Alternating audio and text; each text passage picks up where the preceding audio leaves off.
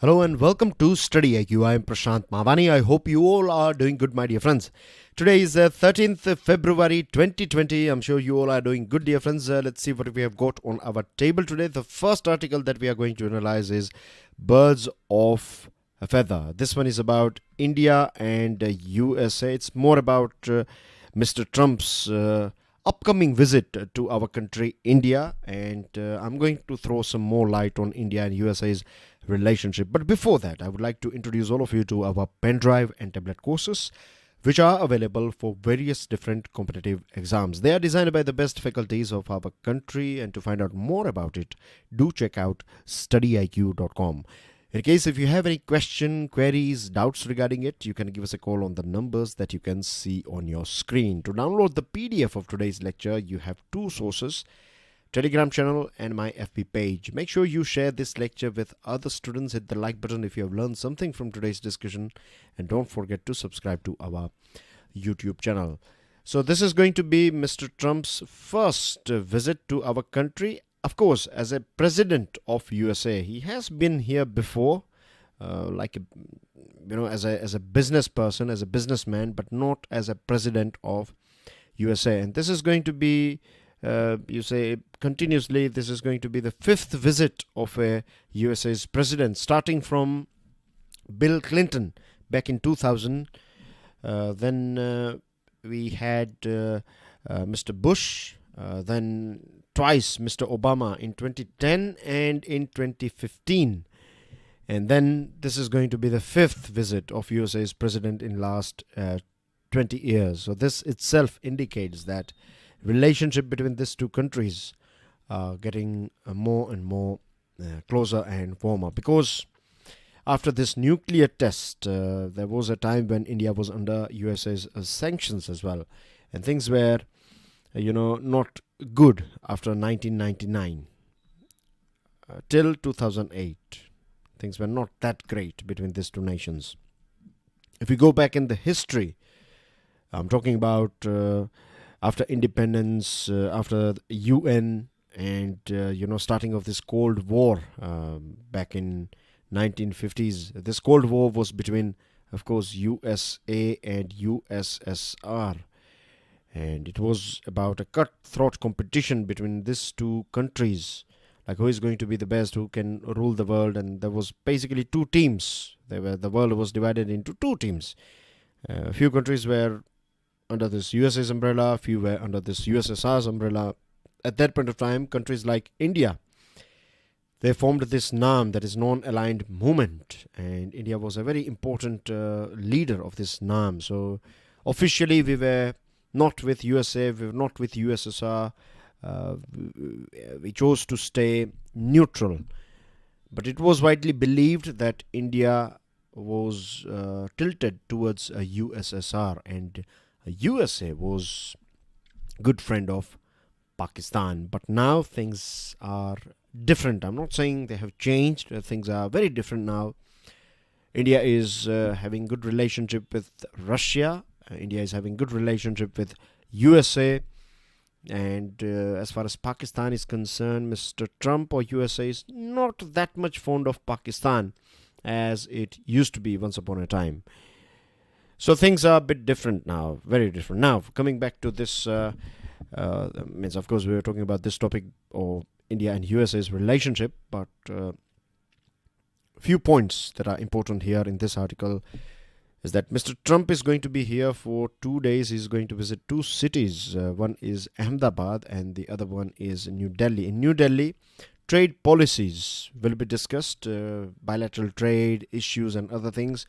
In Gujarat, it's going to be more about, I would say, relationship between these two countries. Like in USA, there was this Howdy Modi program. Remember, in Houston, 50,000 Indian Americans took part in this visit, and it was a big successful visit. Now in our country, we are going to create this Kem Cho Trump event.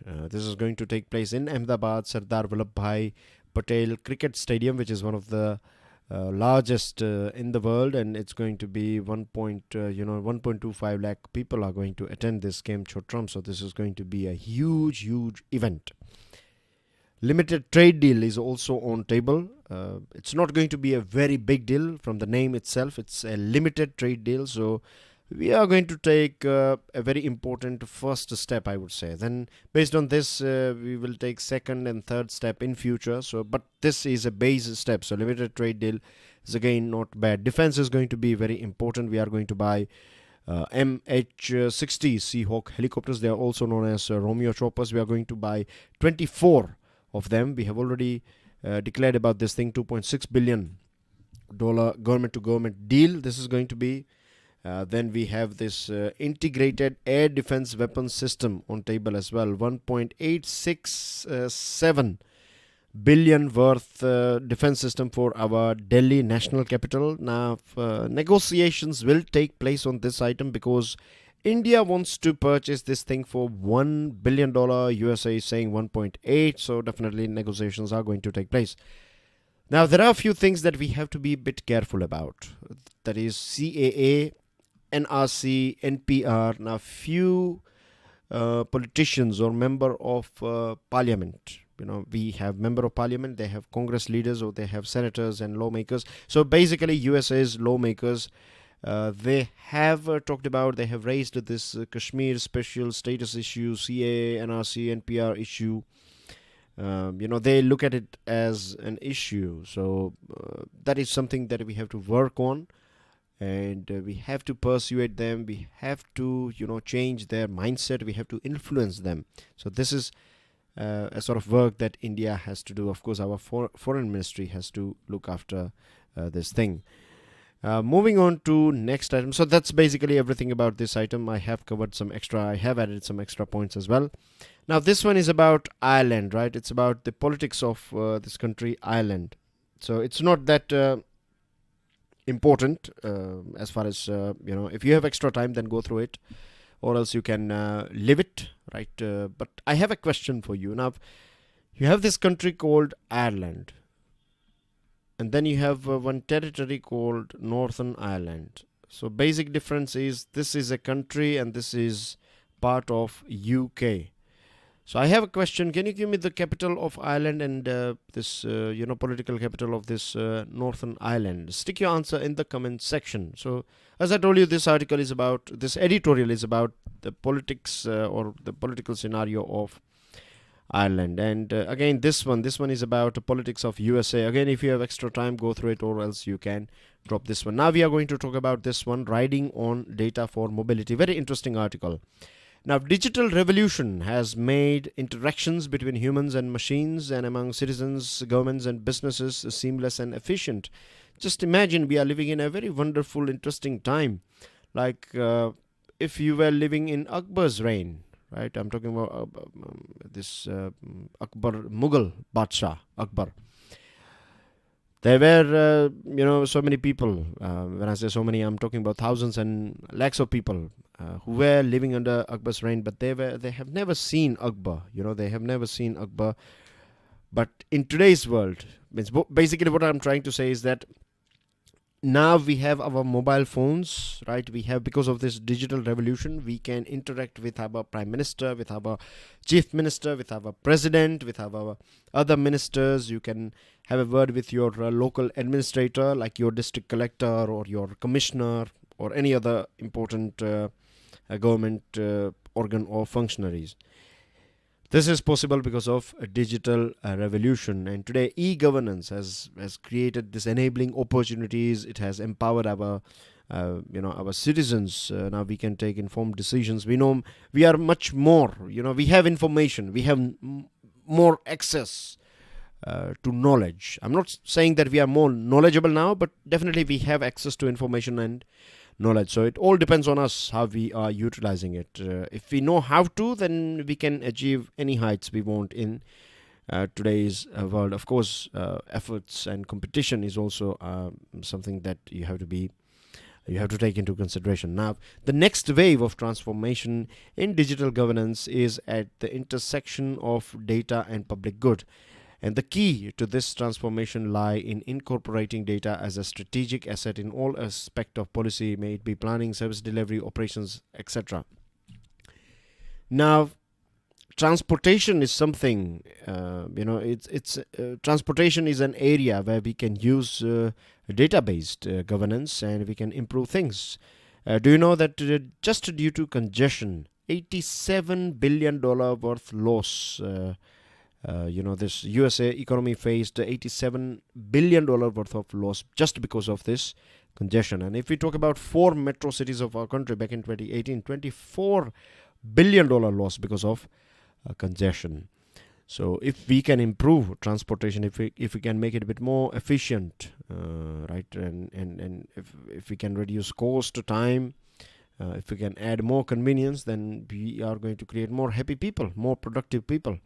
And land is definitely a limited resource, right? So we cannot create more land, but what we can do is we can use it more efficiently, and we can do this thing by using more proper latest technology and data. So data from multiple sources like CCTV, from your cameras, from your automatic traffic counters, map services, transportation can be deployed in London for Transport for London, TfL.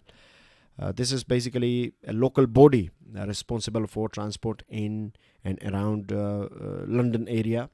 So it uses this open data initiative, and by using all this data, it has added £130 million a year to London's economy. Transportation is much more convenient, much more efficient. Same thing goes with China as well.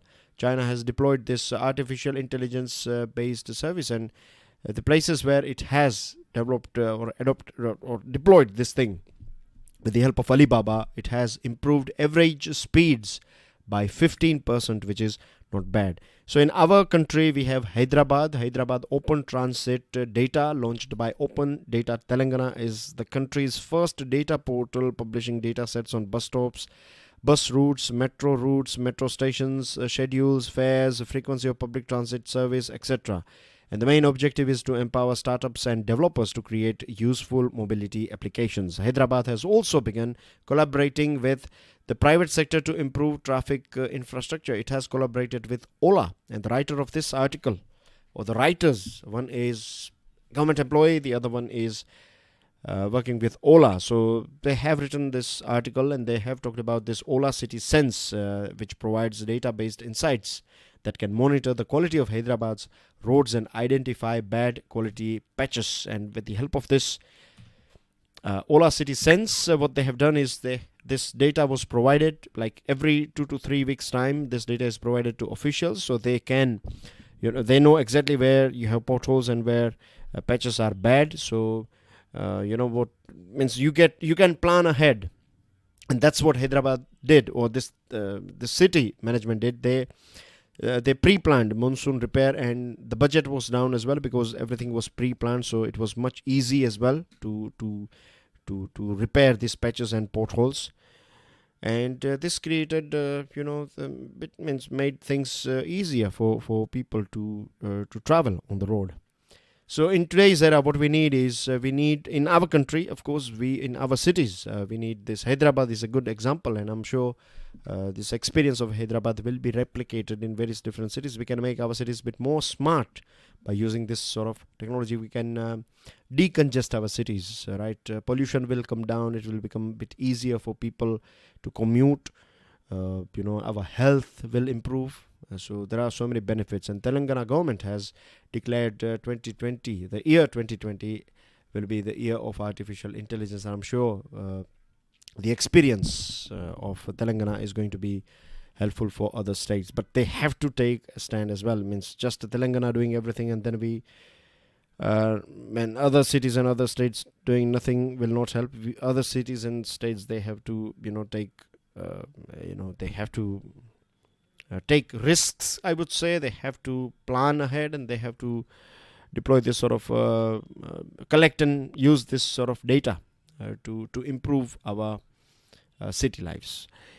Moving on to next item. This one is about parasites, poverty and privacy. This one is about a film that has recently got award, and this film is not about India, but it's about Korea, and it's talking about two families. One is a rich family, another one is a poor family. So poor family not getting opportunities, and other sort of problems, and how it reflects the life in our country. In our country as well, we have this income inequality, poverty is there. We have some of the richest people of the world, they are living in our country, and then you have the poorest lot are living in our country as well. So this paradox is something that we can relate. This film has things that we can relate with our country. So if you have extra time, go through this article, as well as you can watch the movie. I haven't watched the movie yet, but I will. I'm not sure, but maybe in future, if I find time and if I find it easily on Netflix or maybe on Amazon Prime or something, then maybe yes, I'm not sure. So, but definitely it will be interesting movie, as it has got Oscar. So that's what I think. I'm not sure. I cannot say anything about it. Then we have one more article, nutrition and the budget's fine print. Most of the lines that you find in this article, they are important. So I'm going to take you through it. So Global Hunger Index, recently it was out and it was launched. And we are at a very poor rank. 102 out of 117 countries is very bad. A tenth of children between 6 to 23 months are fed a minimum acceptable diet. The urgency around nutrition was reflected in Union Finance Minister's budget speech. She talked about this Prime Minister's overarching scheme for holistic nutrition, or Poshan Abhiyan, the National Nutrition Mission, with efforts to track the status of 10 crore households. This were the topics that were covered, means they were also part of this budget speech. Now, if we look at malnutrition, right, it has multiple dimensions: calorie deficiency, protein hunger, micronutrient deficiency, and we are going to go through all these three, like the problems that we find with all these three different, you can say, dimensions of malnutrition. Now, Bharatiya Poshan Krishi course was launched by Smriti Irani with Bill Gates in 2019. And at that point of time, we talked about this gap that we find in agriculture and our table, like the things that we are producing and the things that are required, and how we can reduce this gap. So things were talked about during this Bharatiya Poshan Krishi course. And we talked about this, means at that point of time, the government was talking about filling this gap and reducing this and creating a bridge so that we produce more of those items that can help us, get rid of this malnutrition. Now, talking about this three different dimensions, the first one is calorie deficiency. Integrated Child Development Services. This scheme provides a package for services including supplementary nutrition and health education, health checkups, referral services, etc. It covers children, pregnant, lactating mothers, adults and girls. The big problem that we find here is that the allotment, the money that was allotted for this scheme is 27,584.37 crore, which is a big amount, of course. But how much was utilized? 24,954.50 crore was utilized. So a big, roughly 2,500 or something, a gap of 2,000 crore not used. Underutilization is a big issue when it comes to midday meal scheme. Again, allocation was 11,000, utilized 9,912. So this is a bit of problem. Like, we are having resources. If we don't have resources, that's a different thing. Having resources, having money, we are not able to use it properly. That's a problem. Pulses, big source of protein for Indians, particularly our poor people, right? So we have this protein hunger as well, lack of protein on our table, on our plate. And because of this thing, there are so many people out there, they are facing malnutrition.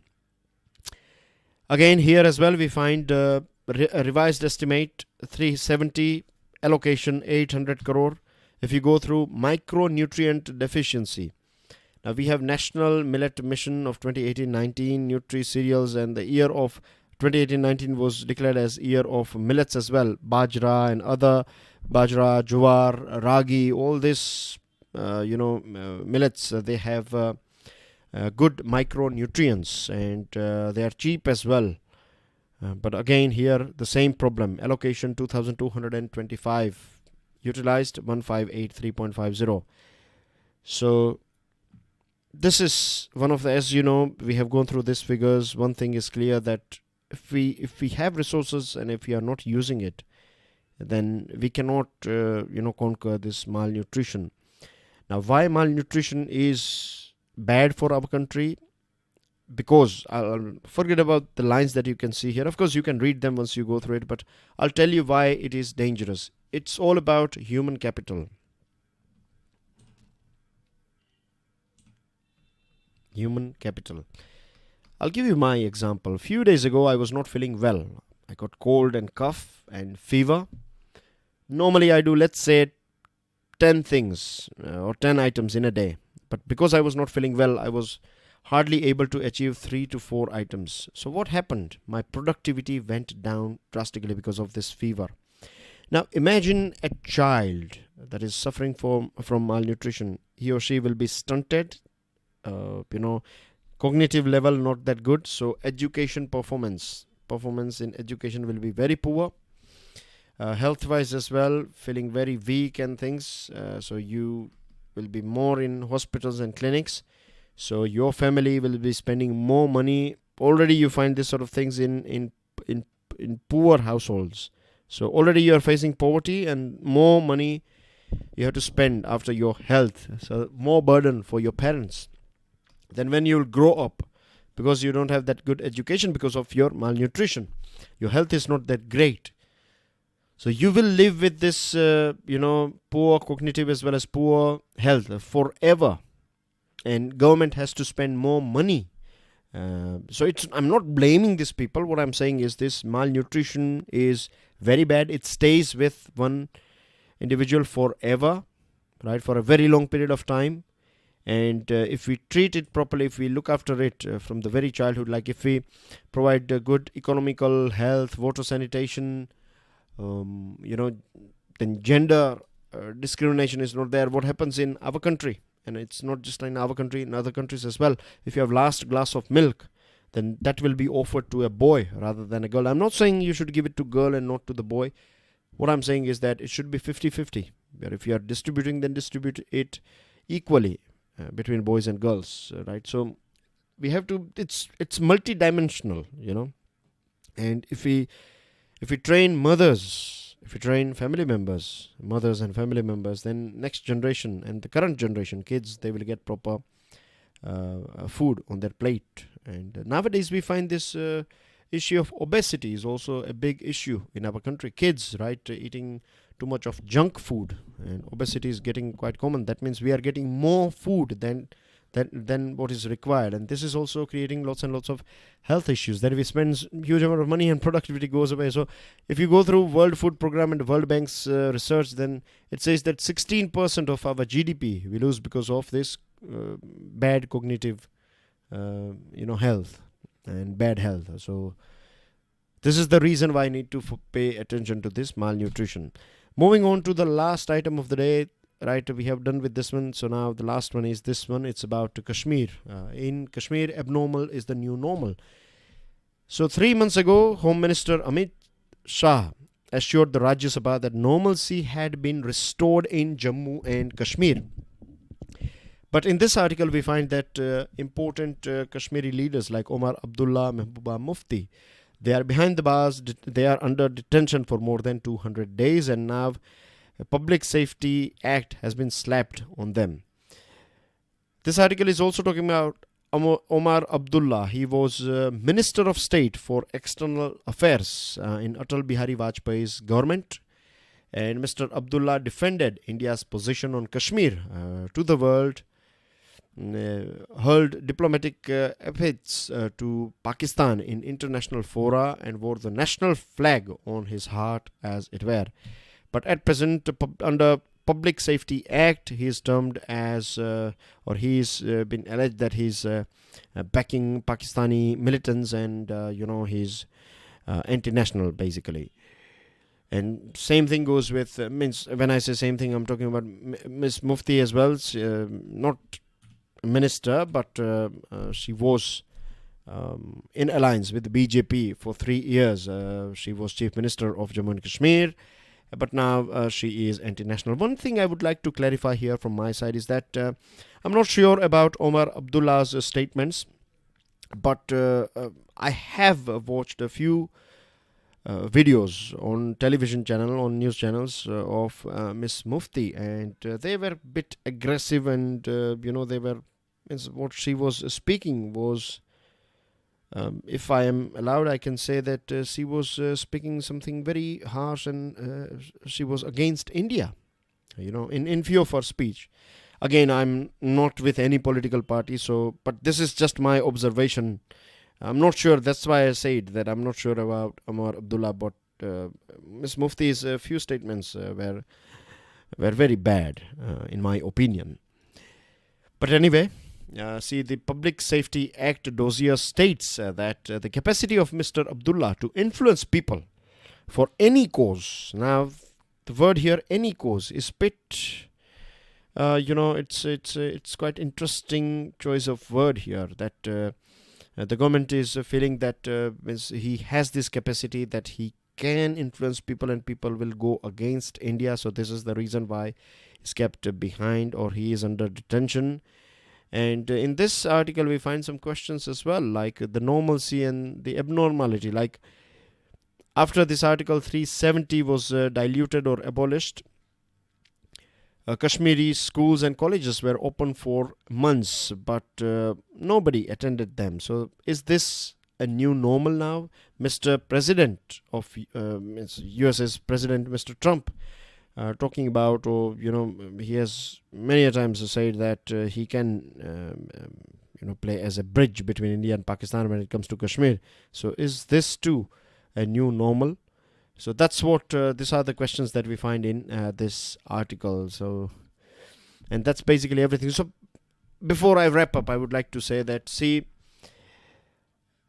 we have talked about this thing earlier on as well. Like, we need all stakeholders on board if we want to solve this Jammu and Kashmir's whatever issue that we are finding now or facing now. We need people. We need their political leaders, right? Past leaders, those who were CMs or, former CMs and other, like Mehbooba Mufti and her party, Omar Abdullah and his party, other stakeholders. We need them. We need our national players. Everyone should be on board, and then we should have. But negotiations and talk is the only thing out, right? If we, the quicker we talk, we start discussion on this thing, the better it is going to be for the present as well as the future of Jammu and Kashmir. And that's everything in today's discussion, dear friends. As you know that I was traveling on 13th, so I was not able to record this lecture on that date, and I promised you that I will bring out this lecture as soon as possible. I'll try to create this lecture on 14th when I was back, but I was not able to do it, not on 15th as well. So I tried my level best, but today I'm so glad that I have explained this whole 4 articles and this session to you, and I'm sure you will appreciate the hard work that goes behind it. It takes nearly 4-5 hours of research work and making this presentation and then recording and then delivering. So it all takes nearly 6 hours or more than that, work. So though these lectures are a bit late, I'm sure it will help those students who rely on this series for understanding and for developing that understanding on various different topics. And continuity is one of the most important. That's the reason why I have covered this 13th February's articles, because there should be a continuity. So please do take out the time and go through this. I'm sure if you are listening what I'm saying now, then you have gone through this 30 minutes lecture, isn't it? So anyway, I'll see you soon. Till then, enjoy your studies. God bless you all. Jai Hind.